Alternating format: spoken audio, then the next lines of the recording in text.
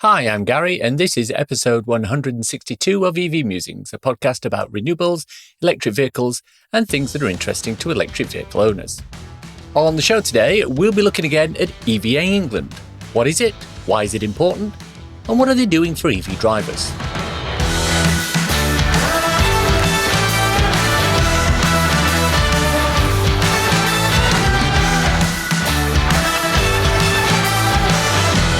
This season of the podcast is sponsored by ZapMap, the free-to-download app that helps EV drivers search, plan, and pay for their charging.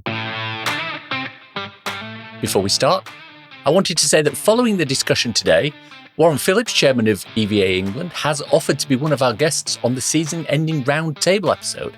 That's great news, and I'm looking forward to welcoming him back at the end of the season.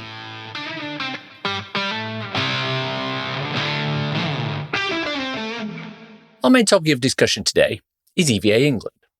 We've covered the topic of EVA England way back in episode 87, where Jill Noel came on the episode as a representative of that organisation. But that was back in the midst of COVID, and things have moved on from there. EVA England has had a couple of personnel changes, and they brought in a full-time CEO, James Court, and a new chairman, Warren Phillips, and I'm delighted to welcome them both to the show. And I started by asking James why he's the only full-time member of EVA England. So I think for the EVA board, a huge amount, this is, I suppose, the epic COVID project that a group of very determined EV drivers took on. And I think from what they could see from some of the European partners, that this is a huge sort of growth area. And you look at sort of Norway, Austria, France, Germany, they've all got these associations with thousands of members, and they do such great work in those countries that it's almost odd that EVA England didn't exist before. So yeah, it's part of the journey for me to come on to try and grow the organisation, get more members, but also, I suppose, for the advocacy part and the media part to really be that voice. So yeah, first step, I think, was bringing me on. And then we've got a new person joining in a couple of weeks' time, and we've got, huge growth plans coming down the line. Okay, so what specifically is your mandate/remit? So I see it as trying to, the two parts. One is trying to grow and make the organisation more sustainably funded, and to put it on as strong a setting as possible. And the second part of that, I suppose, you've got to build the soapbox to speak from it, and that's the big thing for me. And I assume that's why Warren took me on, was to try and be that advocate in Parliament and in media. And already, this last year, so much has happened in this space. And if it wasn't for voices like EVA England, it would just be the manufacturers in there, and sort of the company side of it. So yeah, really trying to bring the driver and consumer voice into government and media. Okay, let me jump over to Warren now. Now I know you, in fact, I think both of you were at the House of Commons recently. Tell me about some of the lobbying efforts that you're doing on behalf of EV drivers. Jane's probably better equipped to about the lobbying stuff because that's his bag.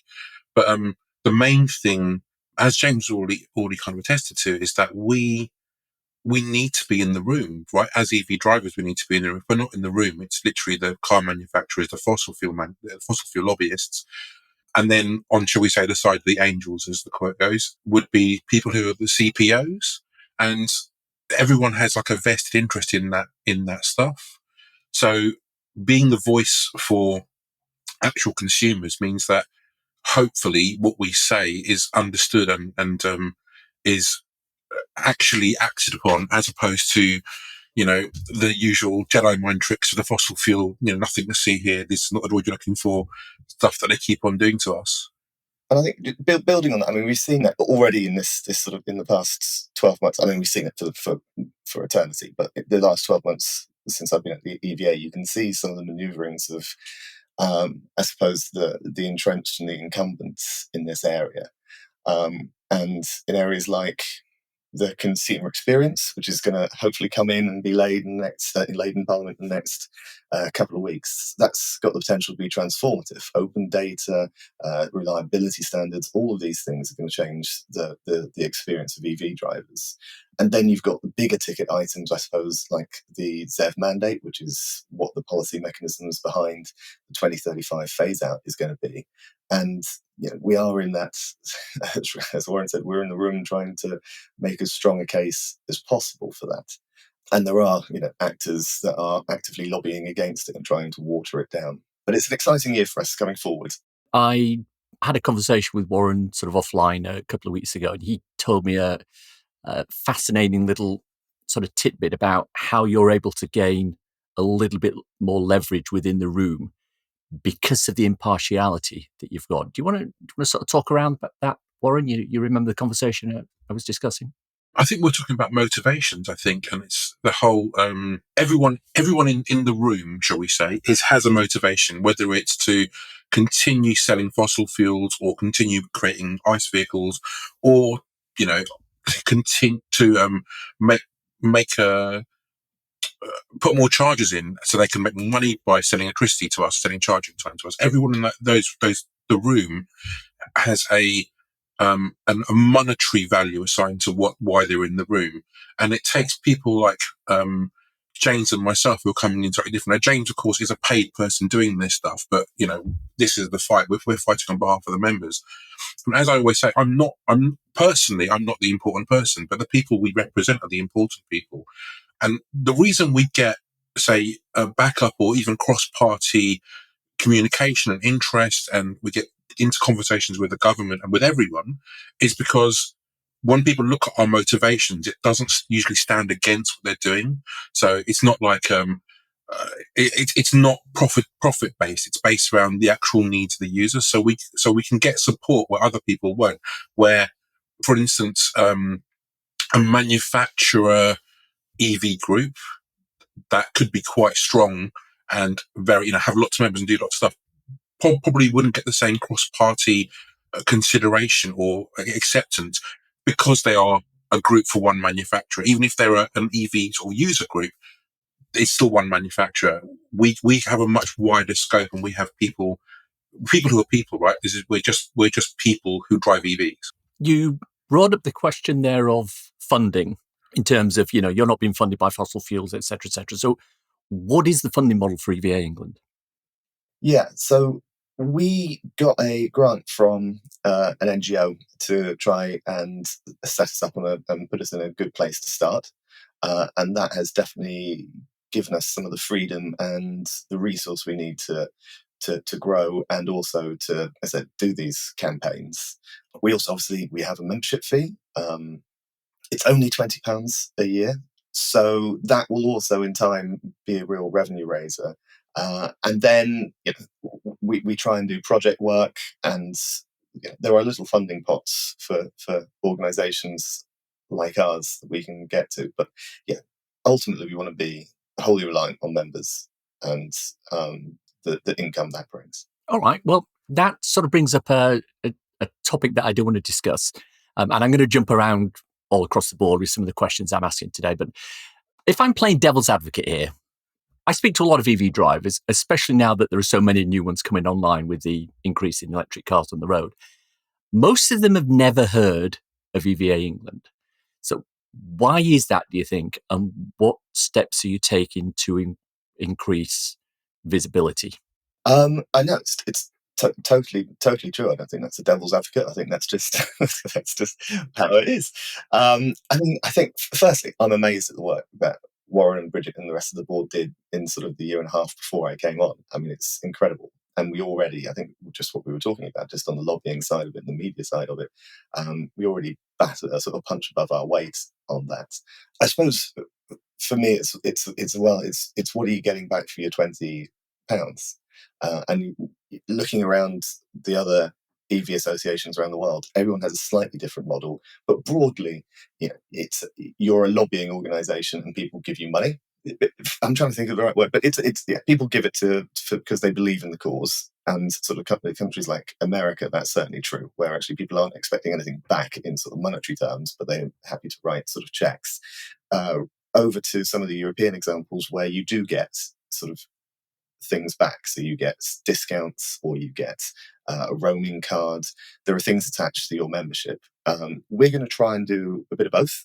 So we definitely want people who see the value in us, but I'm also very aware, especially in these difficult times, that you are getting value for money as well. So that £20 you pay hopefully will be instantly paid back by some of the offers that we are working on, because it's so easy at the end of the month. And we've all done it, which is you go down your direct debits and you just cancel the ones you don't need. I mean, we've all had to do that in the last year.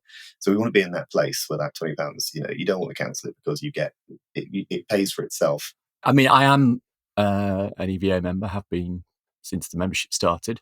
Hang on, let me just quickly check. Are you up to date? Have you paid? I hope so. I don't think I've cancelled the direct debit.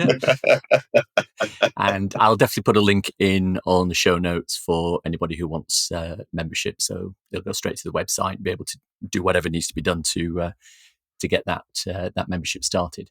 I can explain why historically we haven't done this stuff, and why probably we're not as well known as we should be.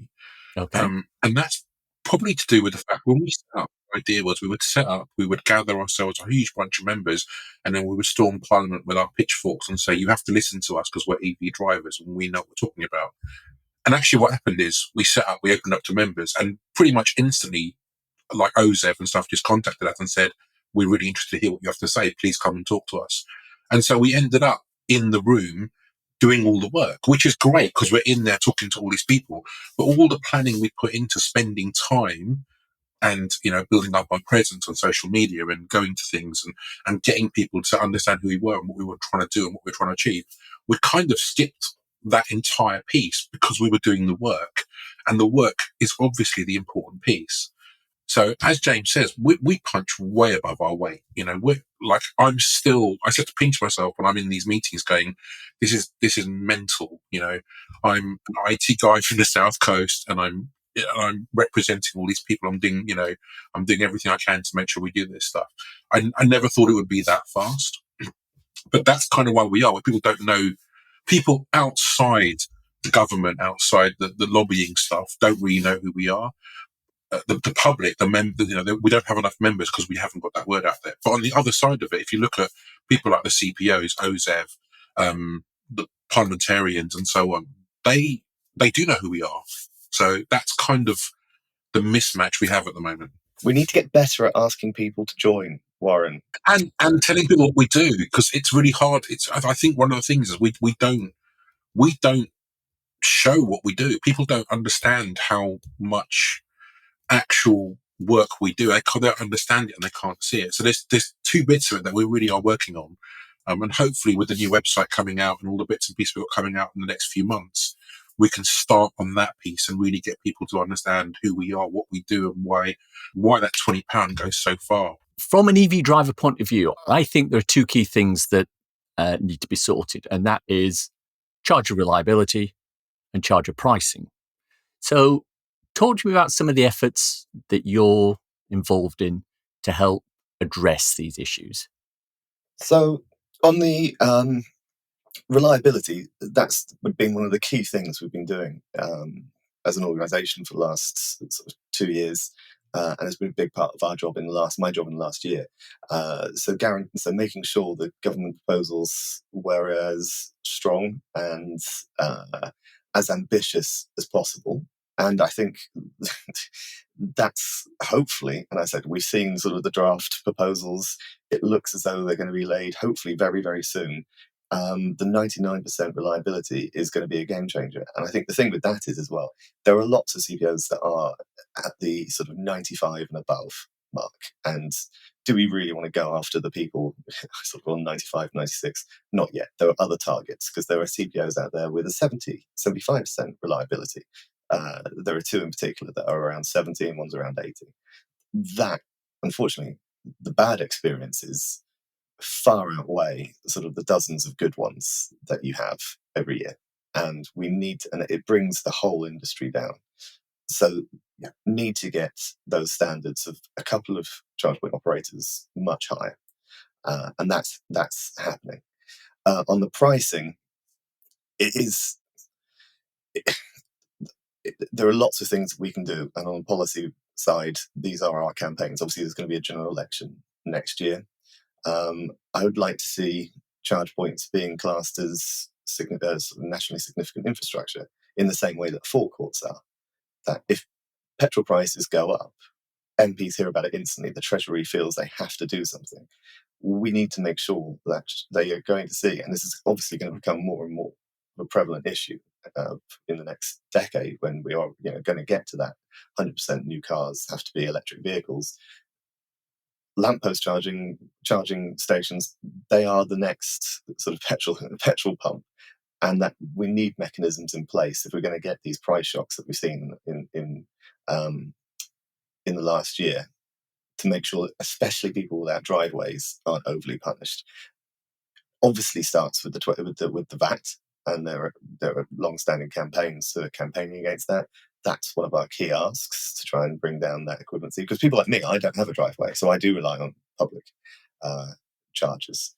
And then going forward, there needs to be mechanisms to make sure that these price spikes don't hurt EV drivers, because at the moment, ICE vehicles get a lot more attention in Treasury. Looping back onto charger reliability, how would we define that? Let me give you a couple of examples. If a unit has both CCS and CHAdeMO, and the CHAdeMO is broken, but the CCS works fine, is that deemed to be a broken charger and will therefore affect the reliability? That's my understanding of the regulations. Yeah. So if a charger accepts contactless, it could be started by an app and an RFID card, but the RFID reader isn't working, but the contactless and app are working, is that a broken charger? On the payment side of it, I would assume so. I will need to go away and look at the regulations. Warren, that's my understanding, is that if the payment or charges aren't working, that would be deemed as a broken charger. That's my understanding too. I think if any element of it isn't working, it's deemed as a broken charger. But it's complicated, so I haven't read all of it. I haven't read it. I've tried to read it, but it's quite complicated. I'm not sure I have it all down pat yet. As far as I'm aware, yeah. If the payment system doesn't work from any of the payment systems don't work, and the one of the cables doesn't work, so if it's CCS or CHAdeMO, it doesn't work, that counts as a fail. Now, I think there might be a caveat in there if there's a back-end system down on the payment side, so that if you can still start the charge using a different form of payment, then it doesn't count as being down. But it's, like I say, it's complicated. It is. And I think one of the problems that you're going to hit, speaking as a semi-impartial outsider, is if there's any wiggle room in any of the regulations, it's going to be exploited as much as possible. I mean, just take the example I've just given there. What you said to me is somebody like Instavolt, who only accept contactless charging, will not be penalised if an app doesn't work. Whereas somebody like Osprey, who have contactless and RFID card and an app, and the RFID card reader doesn't work, are going to be penalised, even though I could go to an Osprey charger with a credit card and start it, and I could go to an Instavolt charger at the same time and start it. So I could get a charge from both machines. But because the Osprey one has an RFID card that doesn't work, and Instavolt doesn't use RFID cards, Osprey is going to be penalised, Instavolt isn't. And there's going to be pushback on things like that. I was ever aiming for 99%, and I think it's also the way they've described it to us is that it's going to be an iterative process. So if you are at 98% one year, you're not suddenly going to get a massive fine. I don't think that's the intent OZEV have. I think they recognise that there are some poorly performing infrastructure, and that needs to be addressed. And then for companies that are slipping below 99%, it is going to be a conversation. If whatever sort of Acme charging have a regular issue with their charging points, this is the mechanism that allows OZEV to say, well, what's going on? If you don't address this, we're going to take action. So I think that's the point. And also, I think we're talking very high standards, 99%. So I mean, it's about these things regularly happening and having that high standard expected.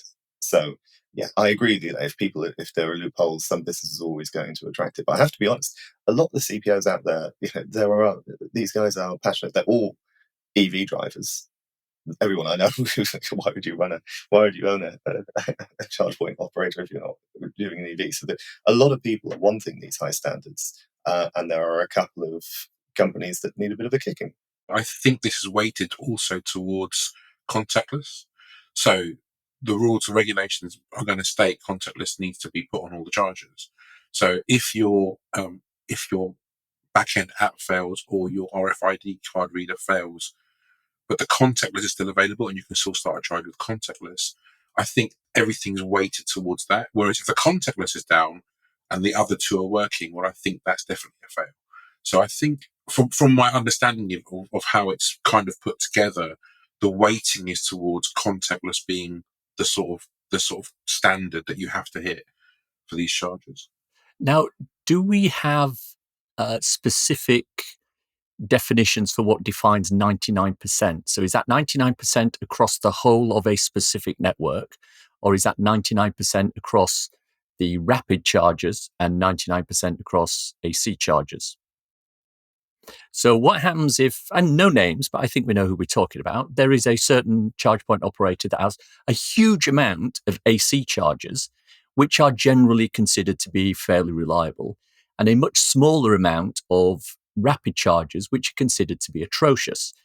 Now, if 50 or 60 or 70% of the rapid chargers are not working, if you offset that or average that out across the whole of the network with all the AC chargers that are working, it's going to drag the reliability percentage higher and give a false impression or a false value for how reliable that network is. But it's 99% the target. So it need to be, well, there's nowhere to go, right? If all your 80 chargers are 100% reliable, they work every single time, and your DC chargers are only, well, they need to be like 97, 98% reliable just so you hit the 99% mark. So you're kind of like, you have to, the target is nice and high for that reason.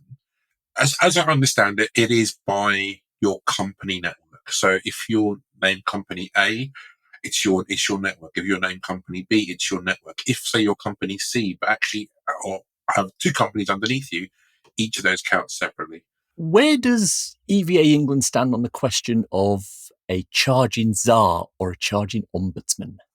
So we're having these discussions. I mean, all of this, by the way, and we're waiting for Oza to talk about who's going to be sort of the overviewing regulator for this. I personally feel that if there was like an off charge, that you can get regulatory capture if there is sort of a quango that's put in charge. And I think I've seen this from my days in energy, where Ofgem, try and do the best they can, but actually having something like an Ofgem for this area means that the smaller guys, i.e. us and the consumer, are sometimes blocked out of that because they have these. Anytime something goes wrong, there's like, right, we're going to have a working group on this, and it's going to be 8 half-day sessions. And all of in this experience, energy companies can afford to take sort of a couple of regulatory guys, a lobbying guy, and they sit in this room for 8 working sessions. And a lot of the smaller guys and consumers don't have that resource to dedicate that. So you can get regulatory capture where those with the biggest influence or the biggest sort of books sort of can dominate the proceedings. And I would be very, very hesitant for anything like that to happen. On the other hand, there does need to be more focus on this. But I would like to see that being done through sort of the government mechanisms, which gives it it's slightly easier for groups to get into that and for it to be weighted. But there does need to be more attention to it, and there does. The transport minister, this needs to be, and the charging networks needs to be a very specific sort of named. We're very keen now on naming departments and what they do. I mean, the levelling up department is possibly one of the worst names I've ever heard of a department, but it does what it says on the tin. Maybe there does need to be a sort of an EV and charger minister as part of that portfolio. So has the recent reorganisation that happened sort of just, the week that we're doing the recording, has the government reorganisation there affected who you're speaking to, or where you're going to focus your efforts? Speaking to civil servants, some of them, because obviously OZEV is a cross-departmental across what was BAYS and then the DFT. I think they're still waiting. The lead minister for OZEV is the transport minister, so that side of it hasn't changed. Automotive has gone across to trade, but that's manufacturing. I think with all of these big government sort of structuring, it takes months for people to figure out. I mean, there are still departments that have been around for 18 months that still struggle to get their own email address. And that was certainly true when DEC disappeared originally, is that the people with DEC emails still had their DEC emails, 9 or 12 months later. So these things move a bit slowly, because you are physically talking about moving civil servants from one desk to another, and they're humans. They're humans too, civil servants. So this type of stuff takes a little bit longer. But our understanding is that the main part of the job hasn't changed, because the lead minister is still in DFT. But given that we are less than 7 years away from the 2030 deadline, can we afford for things to take that long to reorganise? No, but it's happened. I mean, why the government with, what was it, maybe 18 months, maybe fewer than that on a general election, decides to go on a massive government reorganisation when it takes years. But then how many housing ministers have we had now? 10 in government in like a very short period of time. How many transport ministers? Yeah, I mean, no, stable government would be great, Gary. That would be lovely. Yeah. Yeah, that would really help getting to 2030 and our 2050 targets. Yeah, how many chancellors were there last year? Well, yeah, more than there should be, shouldn't they? How likely is it that the 2030 date for banning new fossil fuel car sales will slip? I don't think it will, but on the other hand, it's the interim targets to get there, and these are all carbon savings are cumulative. So if we miss our 2025 target by a little bit, then our 26 by a little bit, we're in a worse place. So it'll still be banned by 2030, but carbon-wise, we haven't hit the trajectory properly. So we actually have to overachieve by 2030. I don't think they'll be slipping. I was working in COP and working in the Cabinet Office. I mean, the British government, and especially under Boris Johnson, this was a key area, and it was a key part of our COP asks. So again, in normal times, you would suggest that a government that has gone around telling every other government in the world, you need to get to this target, this is what we're doing, you need to do it, and show real leadership on that. It would be scandalous, I think, if the British government then rode back, having told the rest of the world this is what you do, and told other governments, for them to slip back on their 2030 target. However, the trajectory is what's concerning me. We also have a general election coming up. So, I guess, unlike James, I'm very hopeful this is how it's going to be, but I'm also a bit realistic about the mentality of our political system. I do think, with politics in the UK, especially at the moment, you just don't know what's going to come next. I mean, no one could have foreseen the madness of the last 5 years. We just have to kind of, we believe this is going to happen, right? We're committed to 2030. We believe that the government's committed to 2030.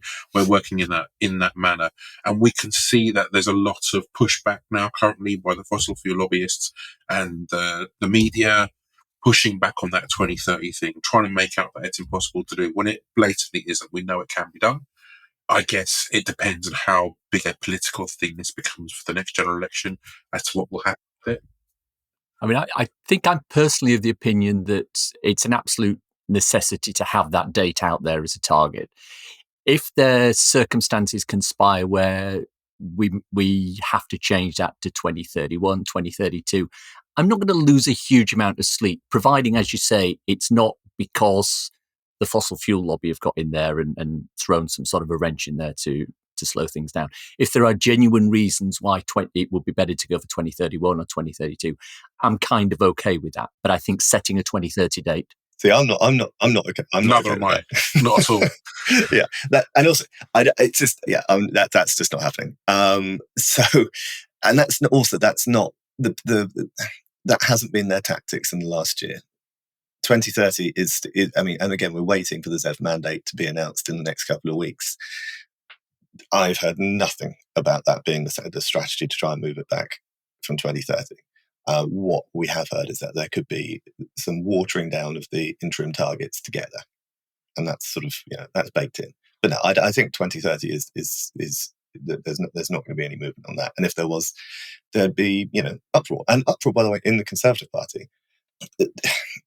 I think I heard from somebody that at the moment, if 12 MPs decide to cause trouble, then that's almost their entire working majority. And there are lots and lots of Conservative members who really feel passionately about this.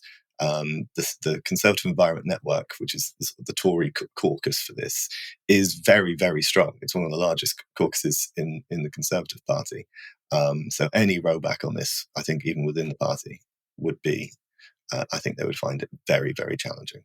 Basically, I think for the next 18 months, anything that hasn't been announced, if it has enough resistance, isn't going to happen. We're going to see a lot of inaction over the next 18 months, but stuff that has already been done is going to be very difficult to row back from. Okay, moving on.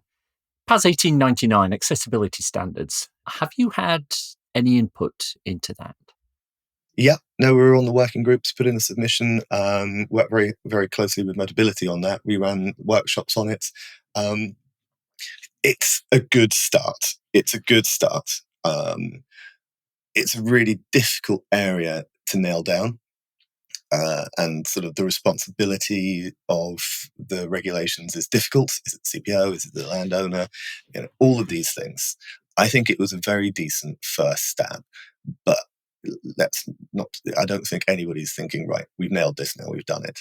And we need to build on it, because again, we need 100% of people driving EVs, and people out there will need sort of these accessibility standards. I think it's also, as somebody who's working on this says, accessibility is good for everybody. A more accessible and easy to use system doesn't just help sort of people with disadvantages or needing extra help, it helps everybody.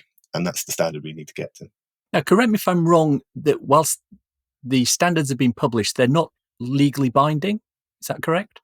Well, I mean, they're a BSI standard. So that's an excellent question on sort of the regulatory aspect of it. I mean, you're not breaking the law, but it's against the regulations. So yeah. Yeah. So yeah, they're not legally binding. We know that. Will they become legally binding?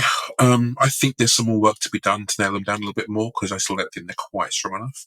But what they do give people is the ability to, if they find charges are not up to scratch, and there's really new charges that are being built or have been built since the standards were announced. You could find people taking the council to court over it and saying you're discriminating against us. So there were already teeth inside the acts around discrimination, around discrimination for this stuff, and that's where the teeth is. This is one of the areas on the consumer experience, the regulations again we're all waiting on. I am so excited about the open data side of it. This is where the data that I want to get people excited about and comes in with the consumer experience. I think it's going to be genuinely transformative. So it's going to be live, up-to-date data every 5 seconds, and it is going to give you information on where the charge point is and is it working. Those are pretty key things to get out there. So with that, I'm hoping there is going to be sort of an explosion of third-party apps that are going to be able to do just this type of thing and add on all of this information that you need. So I would want so obviously there's a fantastic charge safe. This is going to be hopefully huge for them, because they're going to have this database, and you can see if it passes that. You can also add in, is it accessible? There are other things. Actually, somebody was telling me about an idea they had, and they was desperately trying to get me to do it, but I can't build an app.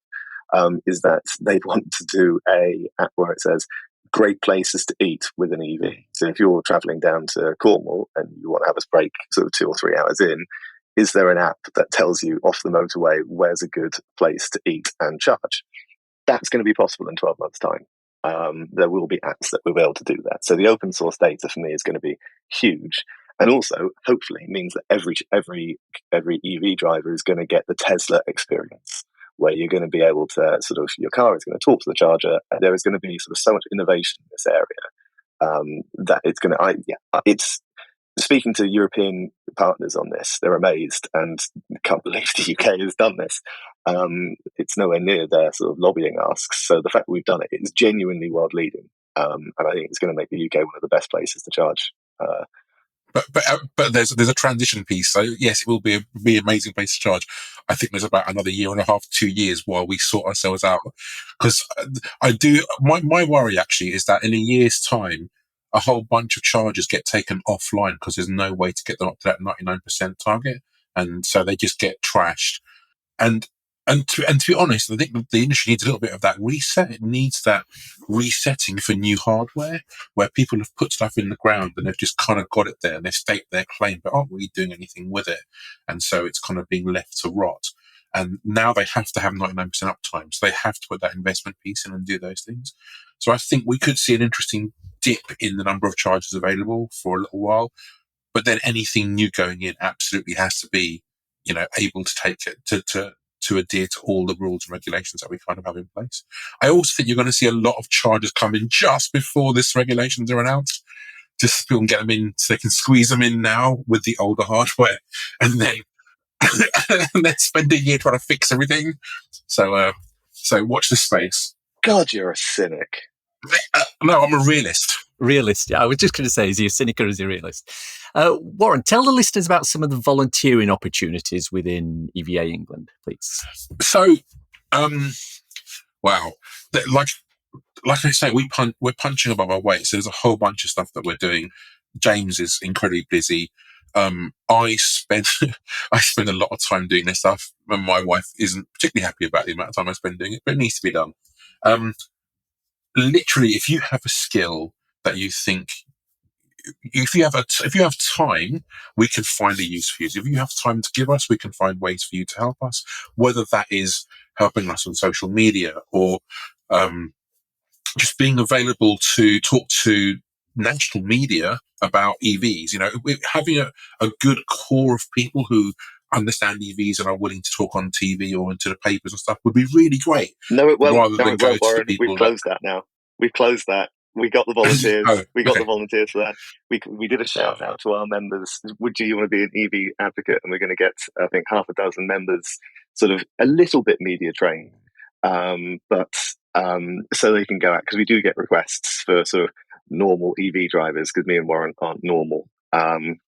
So yeah, we've got that bank of volunteers. Thank you, though, Warren. I don't want to be flooded with more people. Look, we'll need more in the future. I'm sure we will. It's also fantastic for when we actually get together. So for the fully charged events and other events we do, having volunteers that can help on the stand and be around is great. And this is a year we really want to get closer to members as well. And sort of, I think when an organisation born in COVID, coming back to normality now, we forget that we can actually meet in person. So if people want to sort of organise and help do meetups or do things like that, we'd be very happy to try and support that and try and get more sort of weekend events planned. So yeah, really keen for members to start meeting each other. But yeah, and carrying on from there, there's also things like helping us with content or feedback. Sometimes we have questions for people. Having engaged membership who can actually respond to us quickly, or volunteering to respond to us quicker on certain things than us sending out something in the newsletter and then filling out a survey would be amazing, just to be able to get quick reactions to stuff. But literally, if there's things you think you can help with, and that could be anything from, I'm an IT expert or I understand finance and maybe I can help with some stuff, right down to I like to make cakes. Can I meet people in a car park with my cakes and, talk EV stuff to them? If you want to help us, we're willing to accept help. James Cord and Warren Phillips, thank you very much for your time today. Thank you. That's been great. That's a pleasure, mate. A couple of takeaways from the discussion. Firstly, it's interesting that even though EVA England is a consumer-led organisation powered by EV drivers, The fact that it's not well known outside the lobbying circles it plays in means it's definitely punching way above its weight. Secondly, 2030 and the deadline for the banning of new internal combustion engine vehicle sales is something that they believe very strongly in, as do I, and they see no room for leeway in that date. If you want to volunteer to help, there's lots of opportunities, and I've put some links in the show notes. Many thanks to James and Warren for coming on to chat. And it's time for a cool EV or renewable thing to share with your listeners. One of the things anti-renewable campaigners like to use as a stick to beat renewables with is the fact that things like wind turbines are not renewable or recyclable. They're generally made of reinforced fiberglass and end up in landfill after they've been dismantled, which is usually 20 or 25 years after installation. Now, Vestas, a Danish turbine manufacturer, has announced a method of recycling them. It said it's discovered a solution that, quote, renders epoxy-based turbine blades as circular without the need for changing the design or composition of blade material, unquote. That means it's renewable and recyclable. Once this technology is implemented at scale, legacy blade material currently sitting in landfill, as well as blade material in active wind farms, can be disassembled and reused. And not a moment too soon. Wind Europe expects around 25,000 tonnes of blades to reach the end of their operational life annually by 2025, rising to 52,000 tonnes by 2030. The EV Musings podcast is sponsored by ZapMap, the go-to app for EV drivers in the UK, which helps EV drivers search, plan, and pay for their charging. ZapMap is free to download and use with subscription plans for enhanced features such as using ZapMap in-car, on CarPlay, or Android Auto. And that's the show for today. I hope you enjoyed listening to it. If you want to contact me, I can be emailed at evmusings@gmail.com. I'm also on Twitter at MusingsEV. If you want to support the podcast and newsletter, please consider contributing to becoming an EV Musings patron. The link is in the show notes. Don't want to sign up for something on a monthly basis? Well, if you enjoyed this episode, why not buy me a coffee? Go to coffee.com/EVmusings and you can do just that. ko-fi.com/EVmusings. It takes Apple Pay too. I've got a couple of ebooks out there if you want to read something on your Kindle. So, You've Gone Electric is available on Amazon worldwide for the measly sum of 99p or equivalent, and it's a great little introduction to living with an electric car. So, You've Gone Renewable is also available on Amazon for the same 99p, and it covers installing solar panels, a storage battery, and a heat pump. Why not check them both out? Links for everything we've talked about in the podcast today are in the description. If you've enjoyed this podcast, please subscribe. It's available on iTunes or wherever you get your podcasts. Also, please leave a review as it helps raise visibility and extend our reach in search engines. If you've reached this part of the podcast and are still listening, thank you. Why not let me know you've got to this point by tweeting me at MusingsEV with the words, advocating on your behalf, #if you know, nothing else. Thanks as always to my co-founder Simon. You know, he always wants to make sure that as many people as possible leave behind their internal combustion engines and either swap to an EV or some sort of personal electric transportation, such as a scooter, e-bike or unicycle. I asked him if it was easy to convince people, and he told me it felt a little like a battle between good and evil, given the immense force and the dark side of big oil.